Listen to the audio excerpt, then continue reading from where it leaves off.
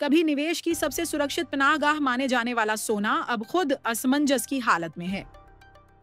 अगस्त 2024 से अप्रैल 2025 के बीच केवल 9 महीनों में सोने की कीमतों में करीब 50% की ऐतिहासिक उछाल देखी गई। $1000 प्रति औंस से लेकर $3500 तक की उड़ान। लेकिन अब यह ऊंचाई एक रुकावट में तब्दील होती नजर आ रही है।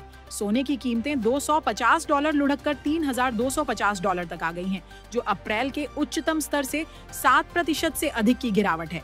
तो सवाल उठता है, क्या यह महज तकनीकी करेक्शन है या फिर सोने की रैली वास्तव में थम चुकी है? अनुपातों में छुपा है जवाब। विश्लेषक मानते हैं कि सोना अब अत्यधिक मूल्यांकन की स्थिति में है। मौजूदा गोल्ड और सिल्वर अनुपात 101 पर पहुंच गया है, जबकि इसका ऐतिहासिक औसत 71 पर रहा है।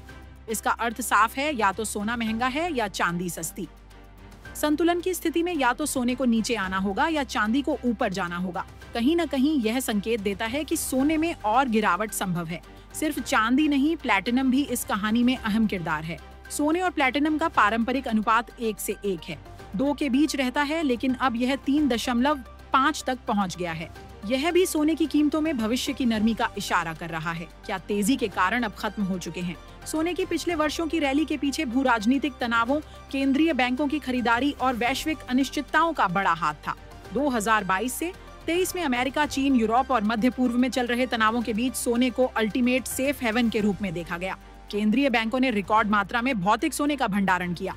इसी का असर था कि कीमतें नए रिकॉर्ड छूती रहीं, लेकिन अब हवा का रुख बदल रहा है।